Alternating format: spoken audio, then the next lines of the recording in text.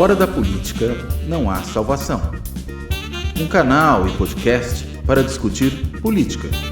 Produzido por mim, o cientista político Cláudio Couto.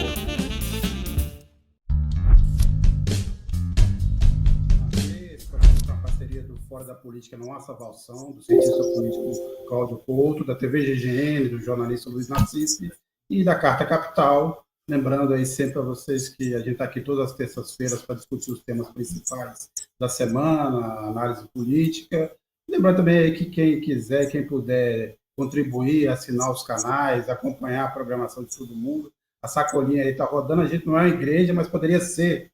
Porque, por exemplo, o Cláudio Couto está cada vez mais parecido com o São João Batista. Eu achei que ia ser outro santo, sei lá, qual? Com menos cabelo. São João Batista era conhecido por ser cabeludo. Cabeludo, é verdade. Pode ser São Pedro, né? Na fase final. São Pedro, São Francisco, alguma coisa assim. É que São Francisco não tinha barba. E o Nassif, Cláudio Couto, eu tenho certeza, quase absoluta, que ele foi coroinha lá em Poços de Caldas. Foi coroinha, né? Mas do colégio interno das meninas. Era Isso é um perigo, hein? Imagina a confusão que isso devia dar. Pois é. Então, estamos aí, por favor. E com direito a beber o vinho que sobrava lá, que não estava dentro. Muito bom. Mas isso todo coroinha que se preza faz, viu? Tem que ser, ué. Coroinha de respeito é assim. Então, por favor, aí. A sacolinha está rolando. Quem quiser contribuir, assinar os canais, por favor, ajudem aí. O tema dessa semana assim, é um tema mais genérico, a gente está falando aí, nessa altura, assim, o que resta de oposição? Na verdade, o que resta? Não, onde está a oposição ao Lula? Mais ou menos aquela pesquisa onde está o Oli, a gente vai tentar decifrar aqui. Eu vou começar, aliás, Nassif, eu vou começar aqui pelo Nassif.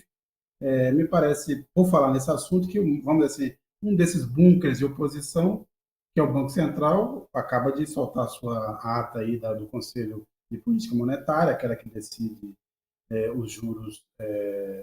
A reunião foi semana passada, a ata acabou de ser divulgada, e lá se diz que abre-se a possibilidade de uma redução dos juros, finalmente, mas, como se diz lá, de uma forma parcimoniosa. Você já teve tempo de dar uma lida na ata? O que você me disse? Não, eu não tive tempo de dar, não. O que eu vi um comentário aí que a maioria já é a favor da redução da taxa de juros da próxima reunião, mas que a ata não diz isso. Ali é um jogo enrolado. Né? Mas vai ser interessante.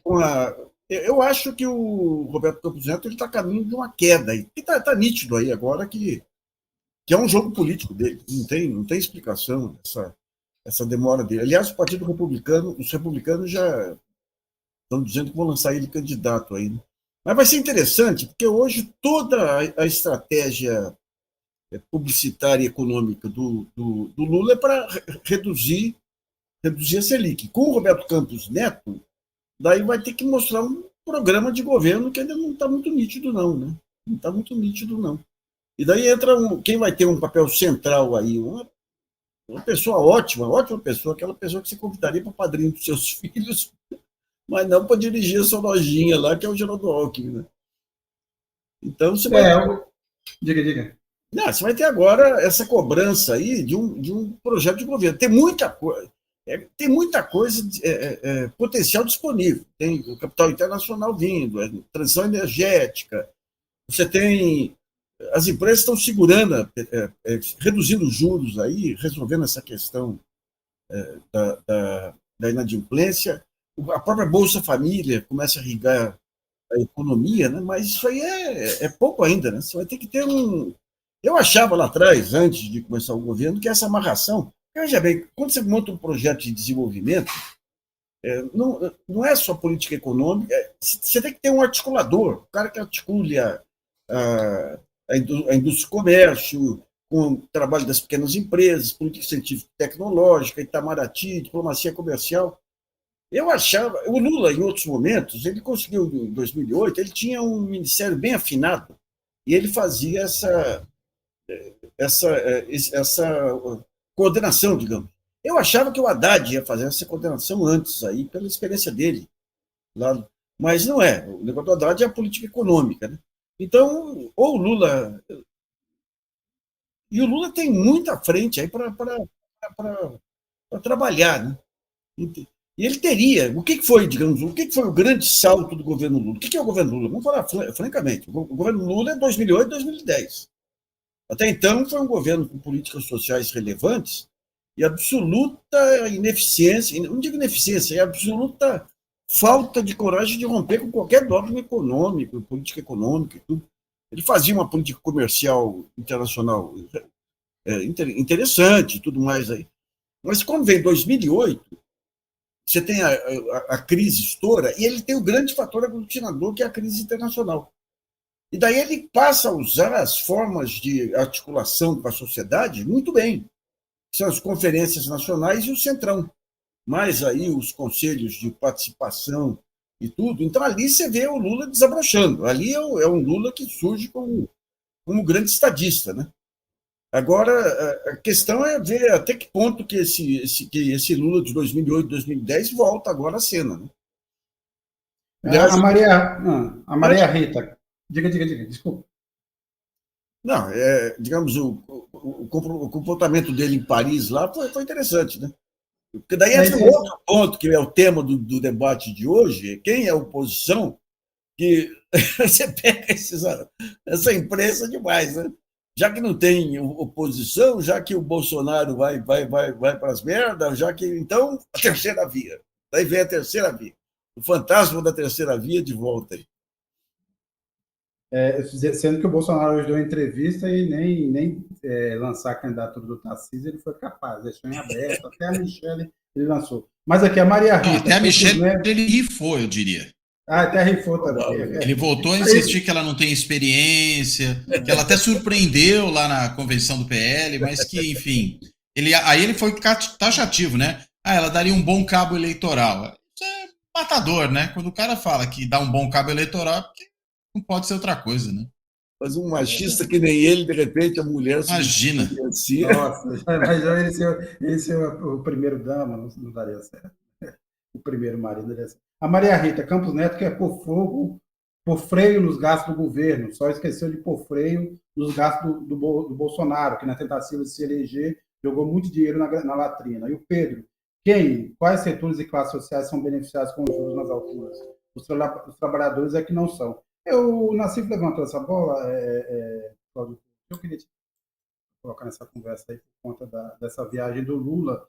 Me parece que esse discurso em Paris foi, assim, de todos que ele fez ultimamente, foi assim, o mais interessante para a estratégia brasileira, para a recolocação do papel do Brasil internacional, embora o Lula, obviamente, tenha capacidade e direito de falar sobre qualquer assunto, mas ele estava trafegando ali numa área meio pantanosa, que era a guerra da Ucrânia, agora foi para uma área, vamos dizer assim, mais confortável, colheu louros, porque o discurso foi muito aplaudido, ele saiu muito bem dessa reunião de Paris, ao contrário do que a parte dos analistas políticos brasileiros e dos especialistas, ditos especialistas internacionais dos jornais brasileiros dizem. Mas o que você achou dessa viagem?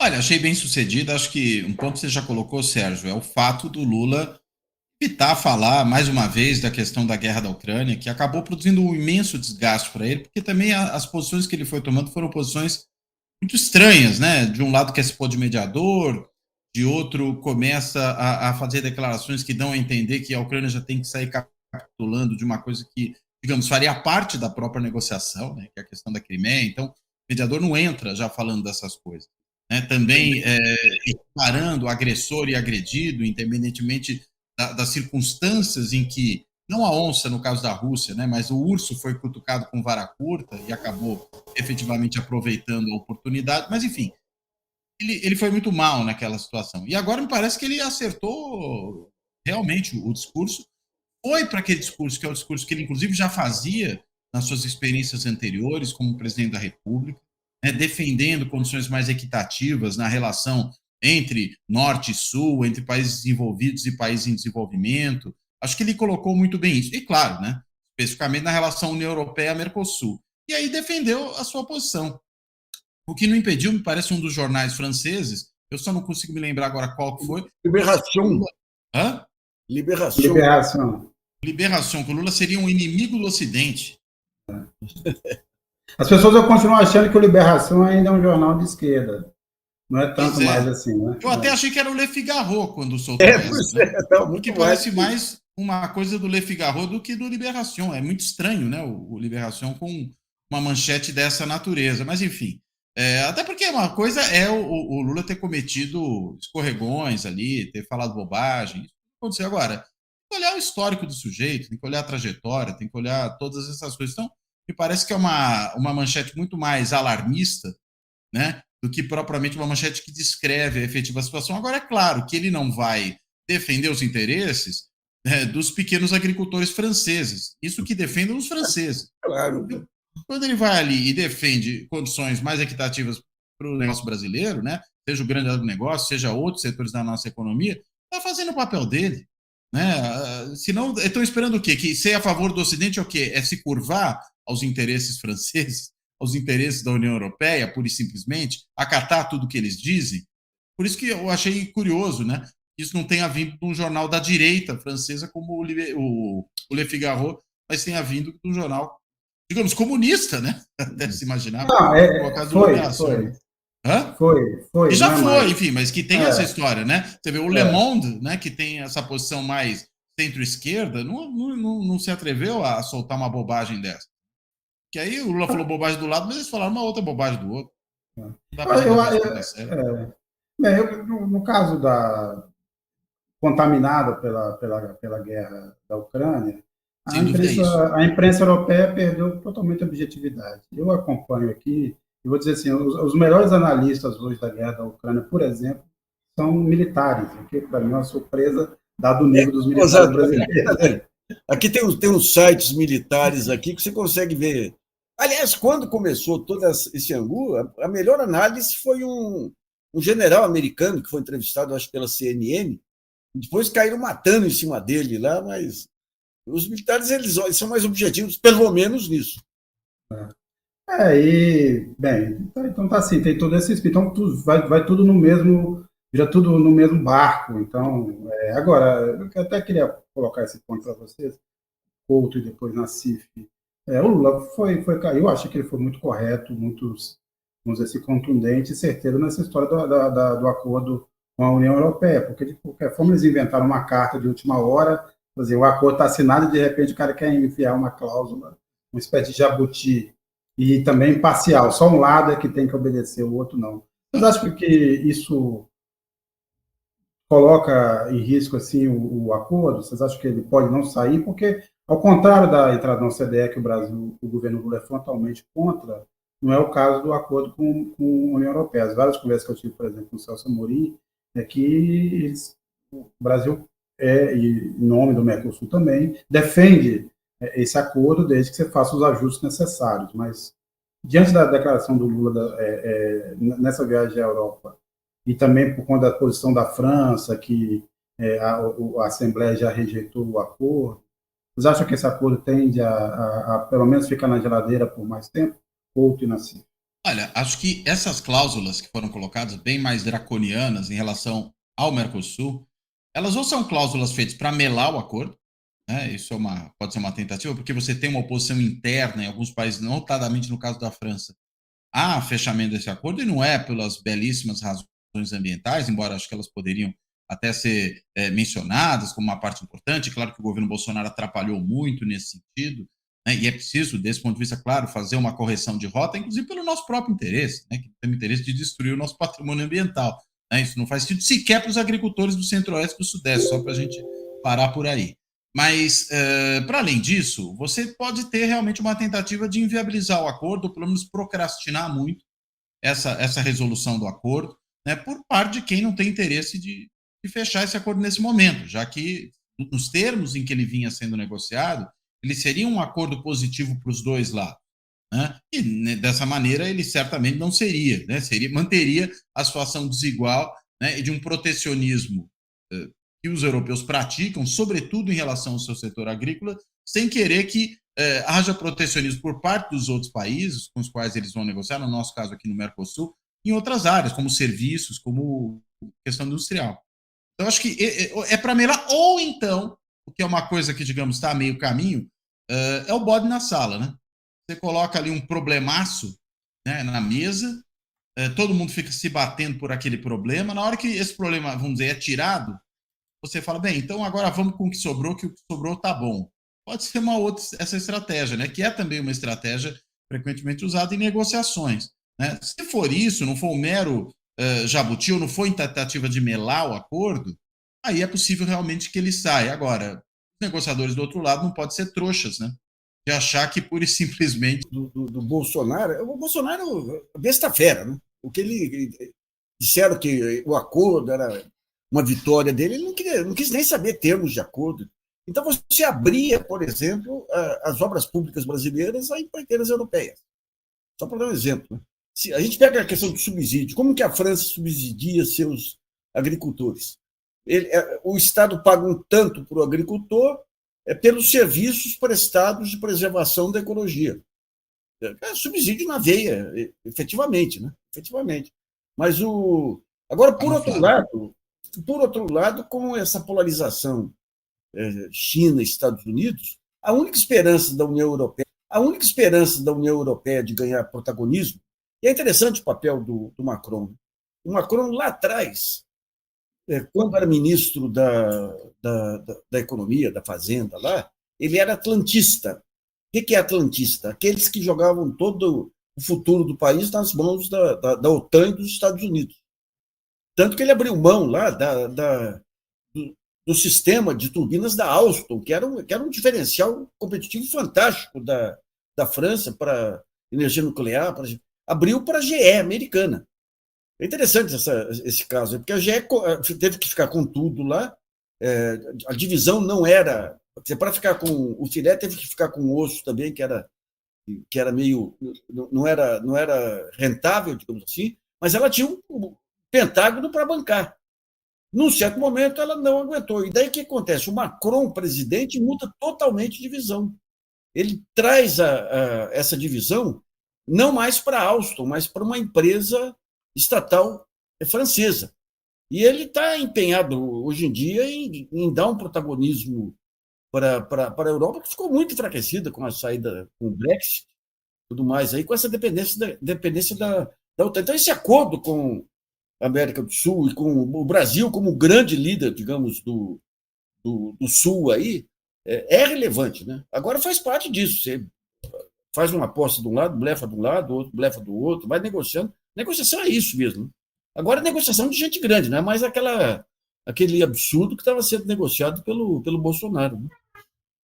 O Macron hoje é o único, dos líderes europeus, é o único que tenta ter uma visão própria, né, não atrelada a essa dicotomia que se estabeleceu também, não tão atrelada também aos interesses de Washington. O problema dele é que ele resolveu fazer essa reforma da Previdência, seu apoio interno caiu bastante, e eu imagino que essa frente que ele comanda não resistirá até a próxima eleição, lembrando que nós estamos vivendo aqui na Europa uma nova onda de ascensão do extremismo de direita. Brevemente nós teremos eleição na Espanha, e tudo indica que você vai ter um governo formado pelo PP junto com o Vox, e o PP não vai prescindir do Vox. Aqui em Portugal, que é um país menor, de menor importância nisso tudo, mas de qualquer forma, chega, na última pesquisa, bateu nos 13%, ou seja, dobrou a intenção de voto desde a última eleição. A Holanda está caminhando para isso, a Itália já tem um governo dessa maneira.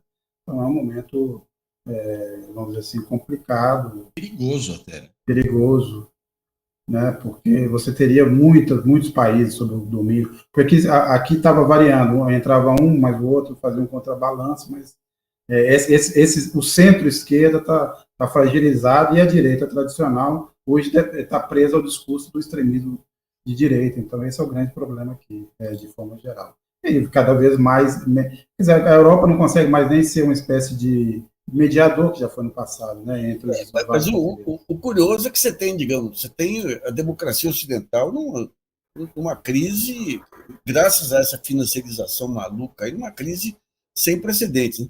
Mas você tem as pessoas que estão tentando utilizar essa questão da guerra democrática nas negociações geopolíticas. Então agora começa... Eu vi ontem um cientista político aqui, colega do Couto aí, da USP, falou: quero comunicar a todos aí, eu sou ocidental, cresci, eu estudei os filósofos ocidentais, a salvação está no Ocidente, não me veio para ficar, não me veio pressionar para ficar a favor da China e tudo. Eu falei, puxa vida, o chanceler chinês ficou extremamente preocupado e vinha aqui no Brasil para tentar vê-lo, né? Mas é interessante, porque você tem a geopolítica. Eu não vi quem foi que falou isso, Nassif? Aquele Antônio Almeida lá, o Antônio Carlos Almeida. Alberto Almeida? Aquele da cara do brasileiro. Até isso, mas não é da USP, não. Ah, não é da USP, não? Ele é de onde agora? Não. Por isso que eu fiquei tentando adivinhar quem que seria, né? Ah, não, mas esse é o Demetrio. Acho que nunca foi. Ué, quando ele lançou a cara do brasileiro, ele não era USP? Não. Ué, então pode ter ido lá dar um seminário, mas não passou disso, não. Até a gente brincou, o Almeida, que é um nome árabe. É um pouco como a Al-Qaeda. Eu coloquei isso aí. Mas então, é interessante, porque você tem uma crise da democracia ocidental. Eu publiquei tempos atrás um estudo de uma universidade americana dizendo o seguinte: a salvação está no aprofundamento da democracia. O Ocidente não foi capaz de aprofundar a democracia. Hoje, todos os países aí, desde instituições multilaterais, tudo nas mãos do mercado. Ele falou: nós precisamos pegar experiências fora do Ocidente. Daí analisa algumas experiências na Ásia, tudo. A melhor experiência é o Brasil, com as conferências nacionais e tudo mais, né? E é interessante, porque quando o Lula sai do governo em 2010, ele foi chamado na Europa pela social-democracia, porque aquela experiência, aqueles 2 anos mágicos lá de conferências nacionais e tudo, aquilo lá serviu de inspiração para uma social-democracia que tinha entregue os pontos. Já tinha feito as concessões para o neoliberalismo e tudo, né?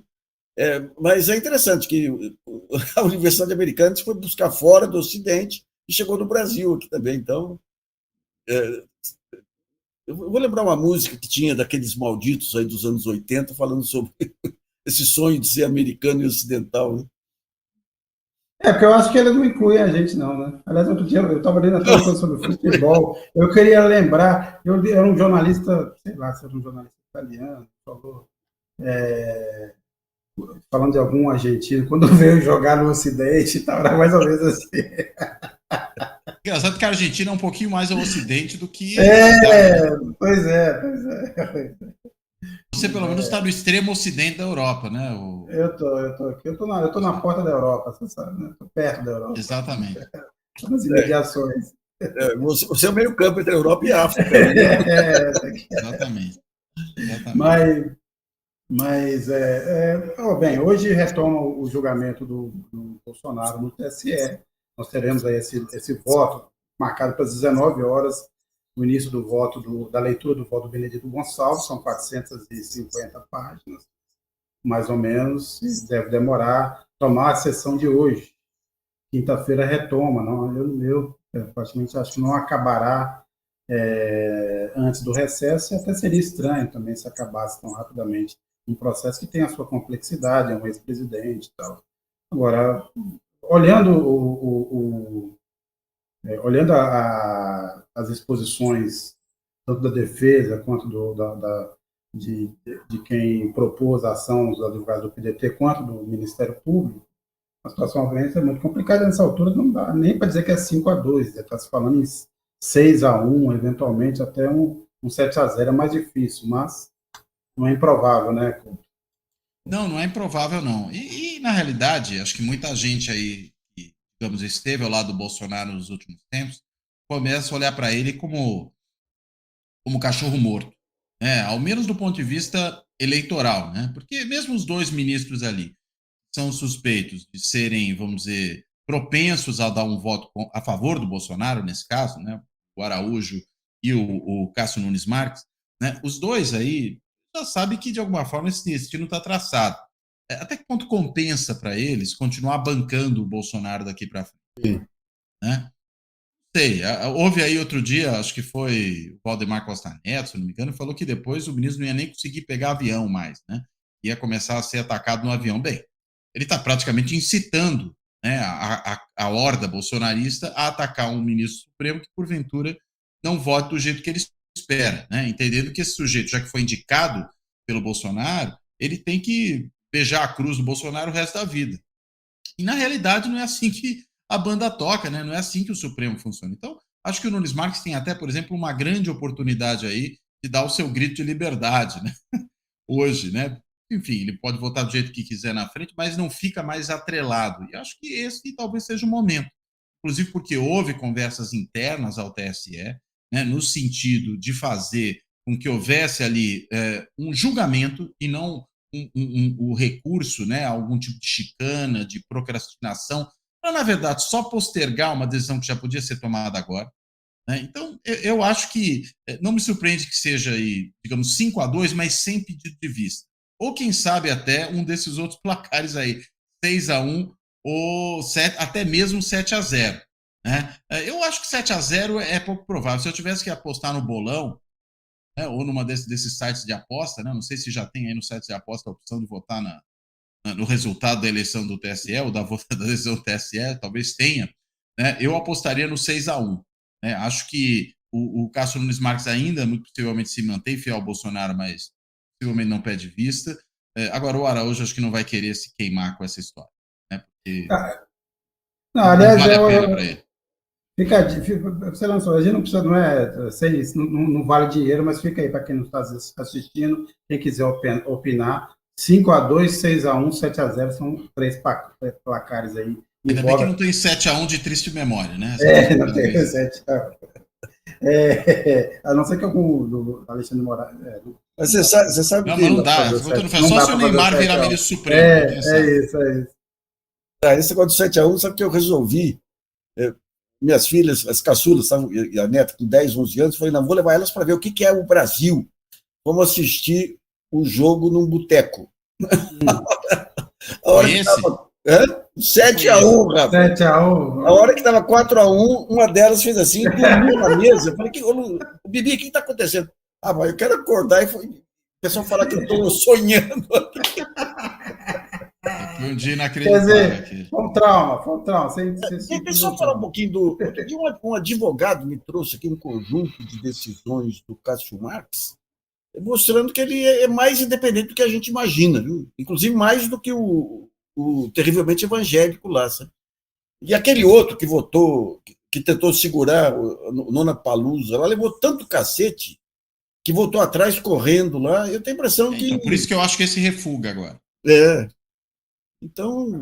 Agora, a gente pode escolher... Eu vou ler só umas mensagens aqui, mas depois eu queria colocar também um tema sobre isso. Que a Angelina Dezen diz aqui, que é uma bolsonarista, muito bem-vinda, a gente aprecia muito também bolsonarista. Nosso papel também é civilizar as pessoas. Então, nunca fale mal do melhor presidente que o Brasil já teve, se chama Jair Messias Bolsonaro.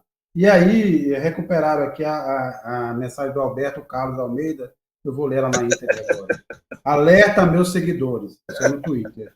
Nasci no Brasil, fui socializado no cristianismo, li filósofos europeus, tenho valores ocidentais. Em caso de conflito, não espere que defenda a Rússia, China ou qualquer país islâmico. Minha tribo é o Ocidente, considero quem não defende um traidor. E se acontecer alguma coisa, eu vou para Miami e não me chamem de volta. Ou então ele vai se vestir de cruzado, né? É um discurso praticamente de um cruzado. É isso. Os filósofos imagino que pararam ali em Santo Agostinho, não deve ter ido muito além disso. As cruzadas, né? Pelo tempo, não dava tempo de pegar, por exemplo, Voltaire ou coisa desse tipo.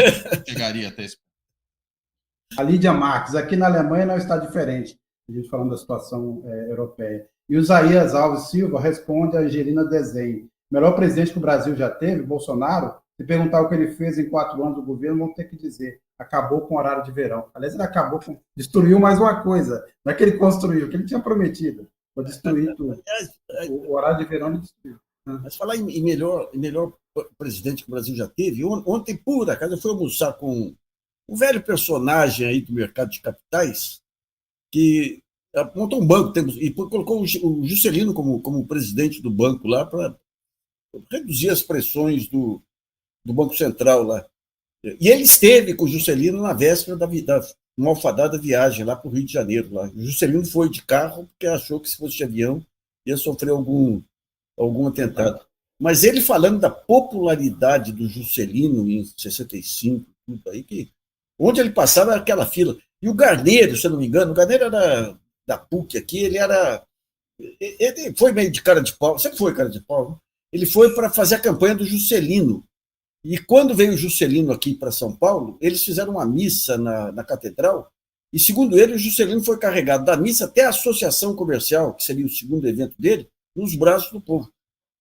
E quando você pega as pesquisas Ibope da época lá, realmente, esse entusiasmo do Juscelino que eu acho que devia inspirar o Lula agora nesse segundo tempo aí, viu?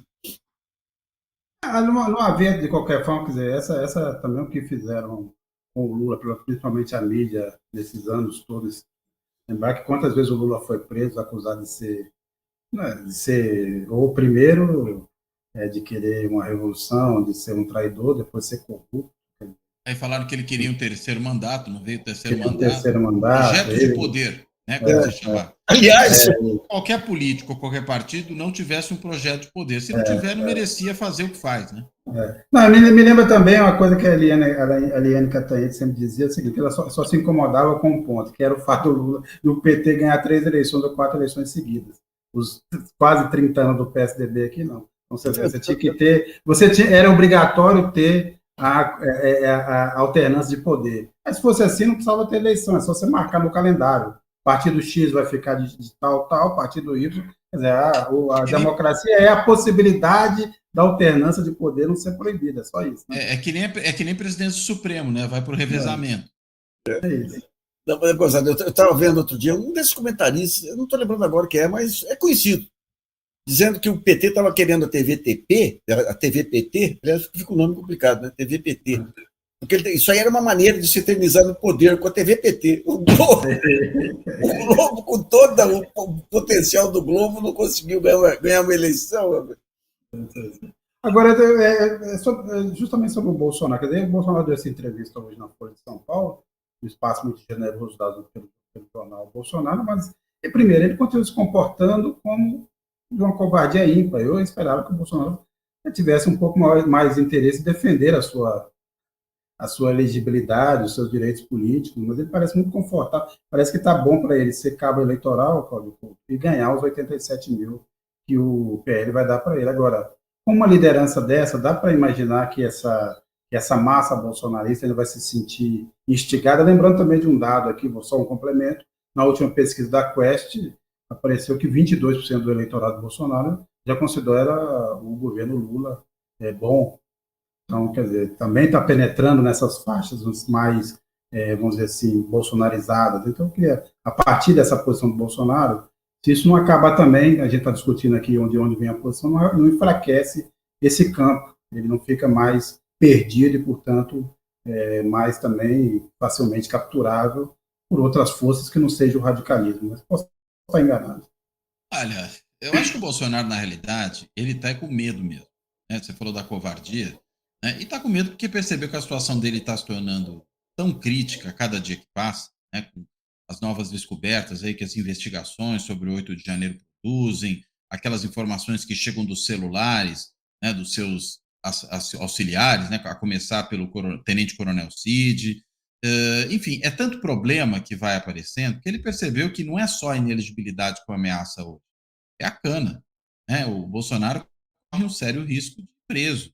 E aí, consequentemente, se vier a ser preso, aí o mundo cai. Né? Daí ele dá uma entrevista, como essa que deu para a Mônica Bergamo na Folha, que é uma entrevista de um sujeito que está completamente perdido. É um sujeito que volta a dizer que é imbrochável. Se isso fizesse algum sentido ser dito numa entrevista dessa natureza nesse contexto. Né? Um sujeito que diz que tem uma bala de prata, né? Mas não vai revelar que bala de prata é essa.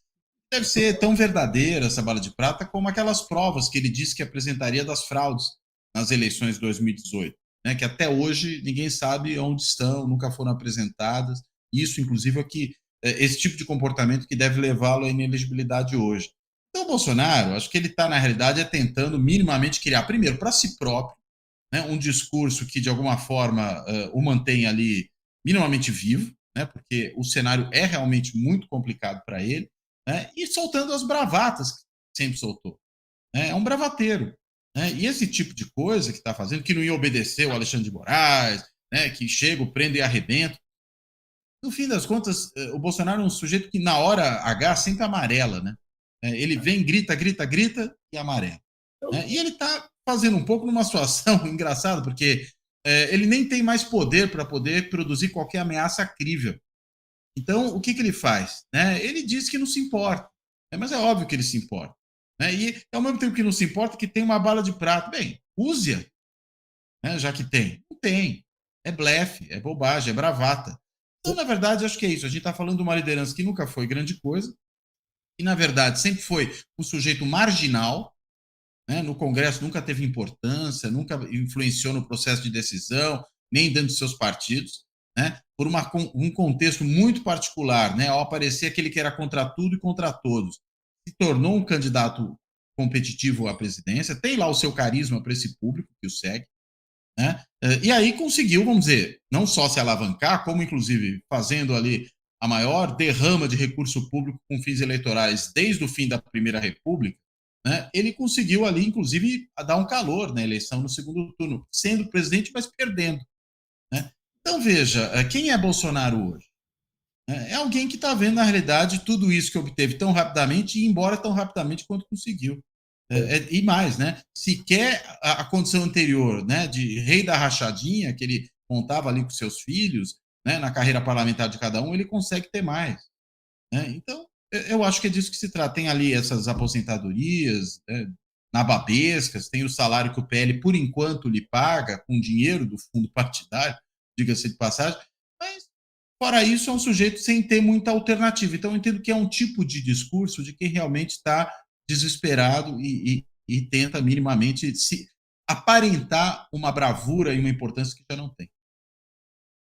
Eu vou recorrer aqui ao Freud, aqui com psicologia de massa. É interessante que eu até publiquei trechos, é um livretinho pequeno aí, mas que ele pega muitos estudos que antecederam ele lá, mas a descrição que ele dá do movimento de massa, você pega e coloca no bolsonarismo, o que leva à conclusão que esse pessoal da Cambridge Analytica se baseou nele efetivamente. Né? Então ele fala a questão de como que cria um mundo paralelo, como que acredita em fantasia, o fortalecimento quando está em grupo, a ousadia de achar que pode coisas muito maiores. E sobre a chefia. Ele fala, o chefe tem que ser aquele cara... Porque a coesão é em torno da violência. O chefe tem que ser aquele cara violento, que é o que o Bolsonaro fez esse tempo todo, verborragicamente, né? Prendo arredento, dou tiro de arminha. Ele seguiu todo o receituário. Mas o ponto interessante é o seguinte, você cria uma rede de afetos aí. E até afeto de elefante, de rinoceronte, né? Porque é o afeto em torno de antivalores, aí, como violência, como preconceito, mas você cria a rede de afeto. Aquele cara lá que brigava com a família por causa do Bolsonaro é seu comparsa. Então, o que acontece quando o líder cai e mostra fraqueza? Ele desaparece. Mas daí, aquele grupo que tem a rede de afetos, tudo, ele tende a substituir por um líder daí menos virulento que o primeiro, trazendo alguns laivos de racionalidade aí para o discurso. Que é por aí que se entende aí a tentativa de trazer Tarcísio e outros mais aí, né? Então é interessante, porque o bolsonarismo, agora que a Cambridge Analytica se baseou integralmente nesses estudos, eu não tenho nem dúvida, né? Agora, bem, você estava falando sobre essa característica do bolsonarismo ou desse extremismo. A gente teve o depoimento, por exemplo, do indivíduo que tentou explodir o aeroporto, né, levar um caminhão. E o que ele recolhe, o que ele se escora no momento em que está sendo pressionado? No filho deficiente. E ontem ele tomou um esbregue lá, porque saiu para ter um filho com problema, deficiente. Usei o termo errado aqui, peço desculpas, né? Um filho só com deficiência. Ele recorreu a isso e tomou um esbregue lá do deputado. Você está se escondendo uma história que não tem nada a ver. O senhor nem pensou na sua família quando tentou fazer isso. Eu ia matar dezenas, centenas de pessoas com essa atitude. Mas me parece típico, quer dizer, essa coragem também, que ela só se dá em grupo também, né? E na multidão. Ou quando você é um zero na multidão, uma figura não identificável, ou quando você está em grupo. 10 contra 1, 100 contra 1. Está no mano a mano, é sempre essa covardia. Agora, Não... a gente tinha um personagem aí naquelas lutas nossas aí contra Daniel Dantas e tudo, Sérgio, que fazia isso também. Cada vez que estava... E eu usei isso aí para mostrar e me valeu uma condenação. E o mais interessante é que os grupos de defesa aí da inclusão detestavam esse modelo aí, que era um modelo de coitadismo, que não é assim que se faz a inclusão, né? Mas não, os valentões, a gente conhece, nós fomos moleques aí, a gente tinha os amigos valentões aí, que não adianta, o valentão em grupo é o mais medroso individualmente, né? Daí tem o Marcos Duval, que entra em crise, o outro lá, o Bolsonaro, que estava... O que ele tinha tomado? Morfina, e estava loucão. Não adianta, faz parte da lógica do valentão, né? Eu tinha um amigo que ele era sobrinho do Nenê Cabo Verde. Nenê Cabo Verde era um sujeito que era jagunço, aquele que saía atrás de devedores do jogo lá em Poços de Caldas, era temido na região inteira. E o pai dele... Zeca Diabo, assim. E o pai dele, o pai desse meu amigo, era cunhado, não sei o que, do Nenê. Eu falei, ele era um cara mais medroso. Quando a gente ia levar assim, tinha que arrumar uma cadeira para ele de frente para a porta, que ele tinha medo até de... É a psicologia do valentão. O professor Guerra, bala de prata é igual ao pendrive do senador Duval. Ou o pendrive do Bananinha, né, também. Ou o pendrive do Bananinha. Foi lá levar pendrives para o Catar. Né? Aliás, eles adoram um pendrive, né? Um negócio impressionante. Muito. Agora, grande segredo. Agora, um ponto interessante disso tudo aí é a maneira como eles estão... Porque ganharam muito dinheiro aí, gente. Era um pessoal que tinha as rachadinhas, e de repente viu o país aí, uma lei que você vota, uma medida provisória, e ganharam muito dinheiro. E daí eles precisam esquentar, ver formas de esquentar. Daí o tal do Eduardo disse que ia vender camiseta, não sei o que aí, com a foto do Bolsonaro. O Bolsonaro disse que vai ser garoto propaganda lá de imobiliária nos Estados Unidos, né? Vai ser interessante. A outra, a Michele lá, fez propaganda de um cara que faz perfume. Mas vai ser interessante isso aí, porque eles ganharam muito dinheiro. Isso ainda não foi levantado aí, mas é um ponto que vai ter que ser abordado aí quando começa a passar limpo mesmo, aí, o que foi a vida deles aí, né? É muita coisa. Talvez um possível delator disso, Caguete X9, possa ser o ex-ministro Abraham Weintraub, que tem demonstrado... Já está jogando coisas no ventilador, né? Sim, agora em direção à Michelle, né? Das formas sempre muito baixa, mas está jogando. Agora, entrando aqui, a gente está tentando analisar esse conjunto aí do que pode ser forma oposição ao Lula e tal. Temos agora o caso mais recente do Arthur Lira, né? Quer dizer, tem toda essa investigação sobre o superfaturamento dos kits de robótica para as escolas de Alagoas, pago do orçamento secreto, que eram liberados com muita rapidez, embora você tivesse ali o assessor, parentes do Arthur Lira, políticos, amigos e famílias próximas envolvidas, não tinha chegado no Arthur Lira até esse momento, mas agora nós temos, aparentemente, aqui não vai nenhuma acusação, mas a Polícia Federal identificou lá R$650 mil de pagamentos, uma planilha onde se identificava uma série de pagamentos que somam R$650 mil a um nome Arthur. Isso pode dizer muita coisa, como não pode dizer nada. De qualquer forma, a Polícia Federal mandará esse inquérito para o Supremo Tribunal Federal. Cláudio Couto, primeiro, como é que você vê a situação do Arthur Lira nesse momento, diante dessa denúncia? Você acha que isso já teve algum efeito, por exemplo, no comportamento que ele tem? Isso tende também a maciar ou aguçar a sua posição, ou o antagonismo em relação ao Lula? Olha, acho que as duas coisas podem acontecer, né? Aquela história de besta-fera acuada, né? Deus parte para o ataque. Ele pode ter essa situação. Faz muito lembrar, né, aquela situação que terminou o Eduardo Cunha, inclusive mentor do Lira, né, que de todo poderoso, de quem fazia acontecia, inclusive com uma estratégia predatória, né, na atuação à frente da Câmara dos Deputados, acabou sucumbindo num processo de corrupção. E acho que esse caso, vamos dizer, é muito substancioso, né? Porque, veja, precisa mostrar, ele pode falar que o dinheiro veio da sua atividade rural, e aí tem que demonstrar isso, né? Porque é óbvio que esse Arthur é o Arthur Lira, né? E o que é óbvio? A gente está falando do motorista do principal assessor do Arthur Lira durante anos, alguém com quem ele vai para cima e para baixo, até viagem em aviãozinho da FAB, né? Nessa lista de nomes, tinha indicações até de pagamento de hotel, do hotel que o Arthur Lira frequenta, na data em que ele esteve neste hotel em São Paulo. Tem o nome de uma outra pessoa que é o filho do Arthur Lira na lista. Tem o nome de outra pessoa, é só o primeiro nome, mas é o nome exatamente do filho dele. Tem o nome de outra pessoa que é só o primeiro nome, que é o nome da mãe do Arthur Lira.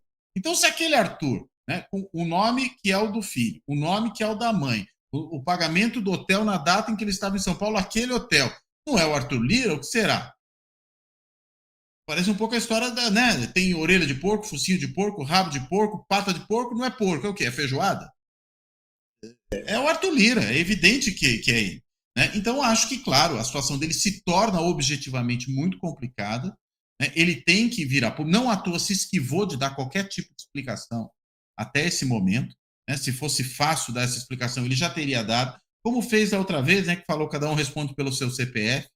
Dessa vez sequer foi capaz de dar uma declaração dessa natureza, né? Então, eu acho que, na verdade, o Lira está numa situação difícil, e aí as reações podem ser uma baixa a bola, mas também não sei o quanto adianta a essa altura, né, com o tamanho do estrago que está se produzindo, baixar a bola, né? Vai para o ataque, pode ser, mas esse ataque pode aí gerar o efeito Eduardo Cunha, né? E no que vai para o ataque cria uma pauta destrutiva, aí é que se torna de vez alguém indesejável. Então, acho que, na realidade, o Arthur Lira, eu não sei o que ele vai fazer dessas duas coisas, mas acho que qualquer uma das que ele fizer o deixa, de qualquer maneira, numa situação muito difícil. A não ser que ele realmente consiga dar nó em pingo d'água, elaborar a quadratura do círculo e sair desse clinch, né, em que ele está. Sair desse, não do clinch, mas do corner, melhor dizendo, em que ele está.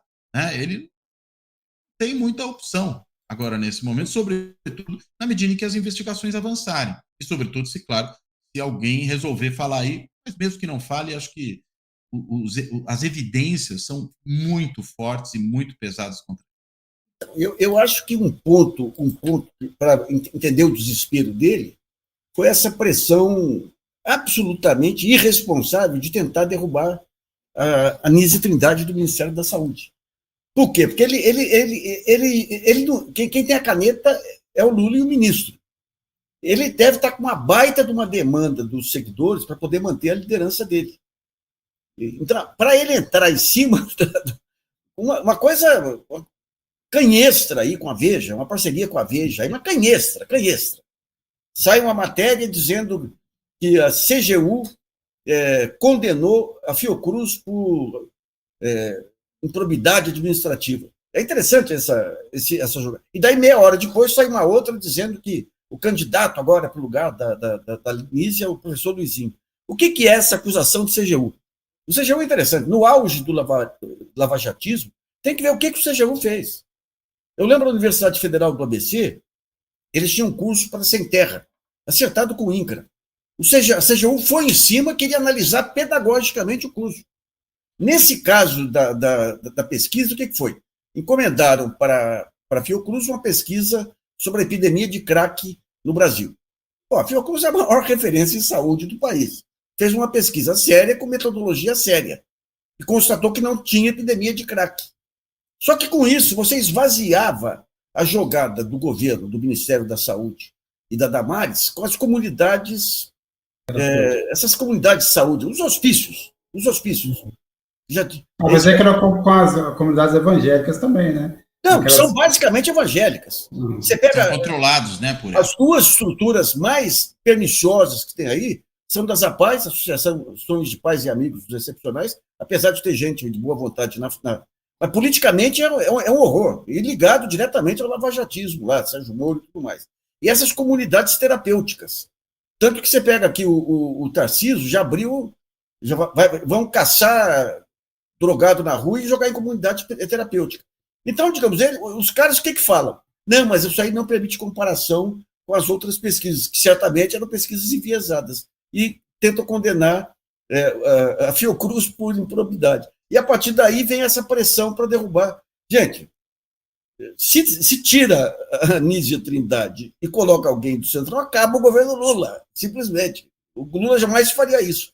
Mas o que acontece? O Lula, eu não sei se balões aí, querendo jogar a Funasa para o Centrão. A Funasa sempre foi um antro ali, o Serra usava desde lá de trás, a gente sabia disso aí. Então é interessante porque, para mim, foi absoluto desespero dele investir contra figuras Nícia Trindade e Fiocruz. Depois de tudo que nós passamos aí com o Ministério da Saúde, com pandemia, né? Aí, aparentemente, sem resultado até esse momento. Eu queria agradecer a Rosane Tavares, que fez um superchat para a gente aqui, mas lembrando também, Nassif, não sei qual do curso tem esse mecanismo, mas o Nassif tem também, então, o Nassif também, se quiser agradecer. Eu agradeço a Rosane Tavares aqui, ela veio, contribuiu. E o Manuel Souza Benjamin, quanto mais rápido tornar Bolsonaro inelegível, melhor para o Brasil. Depois é só julgá-lo e condená-lo à prisão. Agora, eu queria voltar. Obviamente, o governo aparentemente não caiu nesse conto da Anísia Silveira, mas cai no conto da articulação política, de certa forma, porque você tem um bate-cabeça, independentemente da atuação do Arthur Lira, você tem um fogo amigo, não sei se você tem percebido, também se não perceber, você teria que ser muito ignorante, porque está exposto nos jornais. Quer dizer, basta ler os jornais para ver uma toga. O Guimarães seria, o Zé Guimarães seria um lirista, e aí o Guimarães reclama da articulação política, aí tem o Rui Costa, tem o Alexandre Padilha, mas me parece um momento que também não é para tanto, não sei se eu estou enganando, Couto e Nassif, não me parece, acho que tem muito, sempre é preciso fazer um ajuste, mas não me parece que neste momento seja um problema assim tão complicado, né? Não, acho que não é, acho que as coisas estão de alguma maneira se ajustando, né? Acho que, primeira coisa, essa reacomodação com um dos partidos que tem o maior número de cadeiras na Câmara e no Senado, que é a União Brasil, precisa, claro, ver o quanto isso rende dessas cadeiras em votos, porque a gente sabe que a União Brasil é um partido que tem ali um monte de gente ligada à extrema-direita, né, inclusive ao bolsonarismo. O próprio presidente aí da CPMI do 8 de janeiro já falou que votou no Bolsonaro, deixou até meio chateada a sua colega de bancada, Soraya Tronic, que era candidata do partido na eleição do ano passado, aí tentou consertar no meio da fala e tudo mais. Ou seja, é muito mais uma estratégia de redução de danos, né, obter esse apoio da União Brasil, do que de construir uma base muito grande. É pelo menos reduzir os opositores dentro da bancada. E, ao mesmo tempo, está se costurando aí com uma série de outras lideranças e de outros partidos. Então, acho que começou a entrar no momento de melhoria dessa relação, a despeito do que a gente falava há pouco, da confusão aí que pode advir dos problemas do Arthur Lira com a Polícia Federal. Né? Precisamos ver como é que isso vai acontecer. Mas, na outra frente, isso tem avançado. O próprio Rui Costa, que vinha sendo um dos problemas do governo na articulação política, porque a Casa Civil se tornou um gargalo para o atendimento daquilo que era acertado pelo Padilha com os congressistas, né? Então era acertado pelo Padilha, chegava na Casa Civil, travava. O Rui Costa veio a público, né, nos últimos dias, não chegou a fazer explicitamente o meia-culpa, mas fez nas entrelinhas. Quando ele diz, por exemplo, que, olha, eu não achei que eu precisava de uma assessoria parlamentar, vou ver se eu contrato uma. Puxa vida, né? Bem que o chefe da Casa Civil talvez seja mais preocupado com a gestão interna do governo, mas achar que qualquer um no governo, ainda por cima no posto dele, não tem que ter assessoria parlamentar, em que planeta o senhor vive? O senhor começou a fazer política ontem, o senhor foi 2 vezes governador do estado da Bahia. É uma coisa um tanto quanto esquisita, né? Ou seja, parece que confessou quase nessa declaração que o gargalo estava ali. Né? E o próprio presidente se fazendo presente nas negociações. Né? Porque se o presidente não participa desse processo, não conversa com os congressistas, o próprio Lula fazia muito isso nos seus 2 primeiros mandatos. A coisa é muito complicada. Então, entendo que a participação do presidente ela é também alguma coisa fundamental. Primeiro porque dá prestígio para os congressistas que, sendo recebidos, tendo acesso ao presidente, se sentem mais valorizados. Segundo, porque algumas decisões é o presidente que vai ter que arbitrar mesmo. Né? E ele é o líder de uma eventual coalizão ou de uma base de sustentação no Congresso. Se o presidente abdica disso, fica um pouco como o Bolsonaro, que entrega tudo para o Congresso, né, sobrevive lá na presidência, mas quem está, na verdade, tocando grande parte do dia a dia, inclusive do orçamento da República, são certas lideranças do Congresso, como o próprio Lira e o seu preposto na Comissão de Orçamento. É nisso que a coisa se torna. Então, eu acho que, na realidade, as coisas estão partindo aí para um cenário de um pouco de mais acomodação. Olha, uma coisa que sempre me chamou a atenção do Lula, um pouco antes da crise de 2008, mas na crise de 2008, a imprensa batendo, o Lula acorda bêbado, aquelas coisas, aqueles níveis que a gente sabia lá. Né? E sempre que você tem esses movimentos, você tem que ler o jornal pelo rodapé. Porque vem a cobertura, no rodapé eles escondem aquelas matérias que vêm e que não querem divulgar. E me chamou muita atenção na época o que parecia ser um modo de governar do Lula, de gestão. Eu gostava muito de acompanhar o negócio de gestão. Daí comecei a conversar com ministros lá. Como é que é o Lula no dia a dia? Acorda de manhã, disparando ordem para lá e para cá. Daí ele juntava todo o ministério e fazia uma competição de melhores ideias, melhores propostas.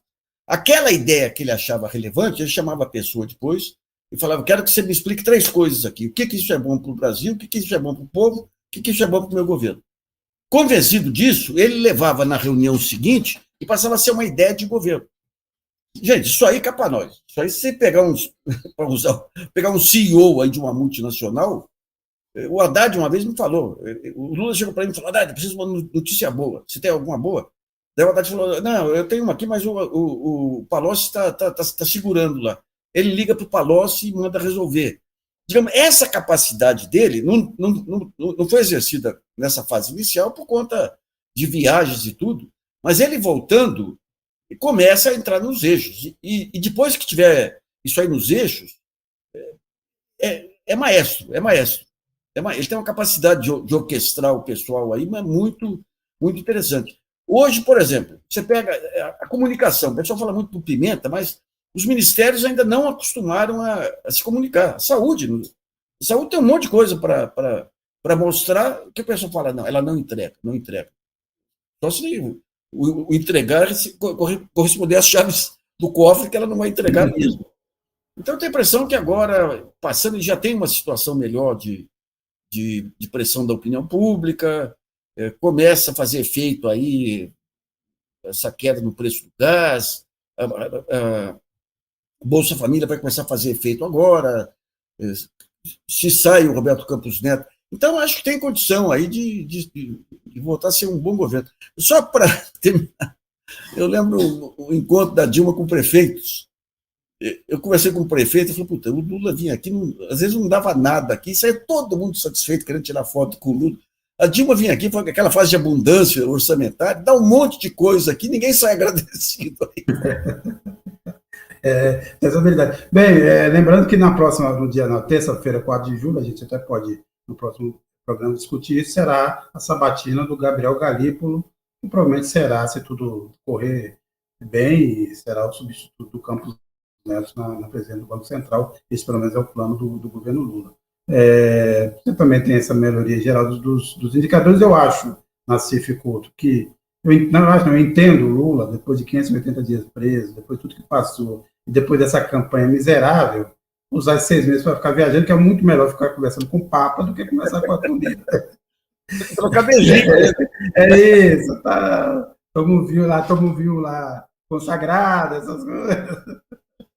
E tá bem, mas e agora a gente vai ter esse recesso aí judiciário e parlamentar. Eu acho que deve ser também um bom momento para o governo Lula ajeitar aí arestas, porque é isso. Você tem um impulso agora que precisa ser aproveitado. Ele pode embalar o carro ou não, ele pode parar na próxima início de ribanceira. Precisa ser tudo muito feito, assim, muito um ajuste muito fino, porque você tem condições melhores, você tem um pouco mais de entusiasmo e você tem o mundo querendo também vir para o Brasil, mas as circunstâncias ainda tem muita coisa para ser feita, muita amarração a ser feita. Pode dar certo ou pode ser um desastre, mas como diz o pessoal, o Lula é muito sortudo, vai que é sorte. Continua acompanhando o Lula. Bem, Couto e Nassif, eu queria agradecer que nos acompanhou aqui até agora, continue assistindo a programação desses canais todos, do Fora da Política Não Salvação, e sempre aos sábados tem novidade. A programação do Luiz Nassif está lá sempre muito interessante, muito diversa, e também a programação da Carta Capital, Então, Couto Nassif, até a próxima, pessoal. Até mais. Até a próxima. Até a próxima, gente. Um abraço aí para todo mundo. Até mais aí. Fora da política não há salvação. Um canal e podcast para discutir política. Produzido por mim, o cientista político Cláudio Couto.